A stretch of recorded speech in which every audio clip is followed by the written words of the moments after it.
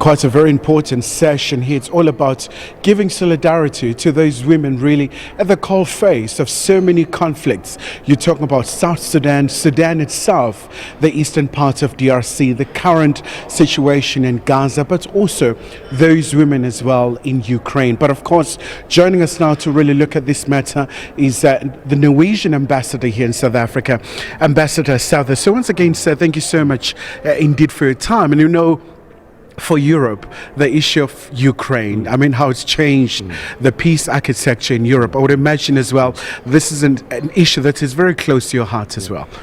It is, and yesterday it was 80 years since we celebrated the end of the Second World War, the biggest and most bloody conflict ever. And at the heart of that war was this idea that the big powerful countries can do as they want. That was Nazi Germany's attitude, that the small countries should just be occupied, and Germany could do whatever they wanted with them.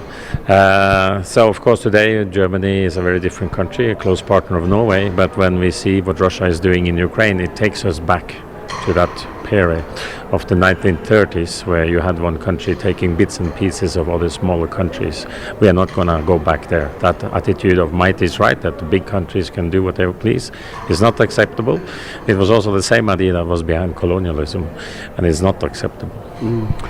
Ambassador, obviously this is supported by the UN Security Council's resolution where the women peacekeepers, you know, the women being at the center, but also another very untenable situation. Recently we saw the statement from 5 European countries, including Norway, talking about a very dire situation in Gaza, about the humanitarian aid. It's almost 2 months now. Yeah. Russia is violating international law, but Israel is doing it as well. There is the occupation, and there is also this denial of humanitarian aid. It's completely unacceptable what they are doing. So our strong appeal to Israel is to change policy and to allow humanitarian aid. And just before we let you go, Ambassador, obviously, I mean, for the continent here in Africa, we know that Norway has been a partner, whether you talk about Mozambique, you talk about the DRC, and many other issues, especially given the very turbulent geopolitical space. What can be done in terms of achieving peace? I would imagine the issue of negotiation is quite key at this point in time.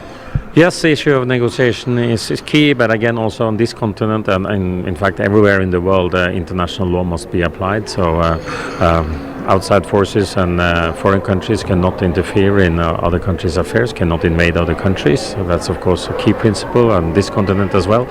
And at the same time we see this, the warring parties in many parts of the world, outside Africa as well, they don't care about obligations to take into account Security Council Resolution 1325. So it's a normative framework, but there's a lot to do to operationalize it, and that's why South Africa is having this very important conference. We are very happy to partner with South Africa because there has been progress, but there is enormous tasks ahead, and the more wars we see, the more violence against women, the more often women are left outside peace processes. So development is not good. Even if we should acknowledge there has been some progress on the women, peace and security agenda.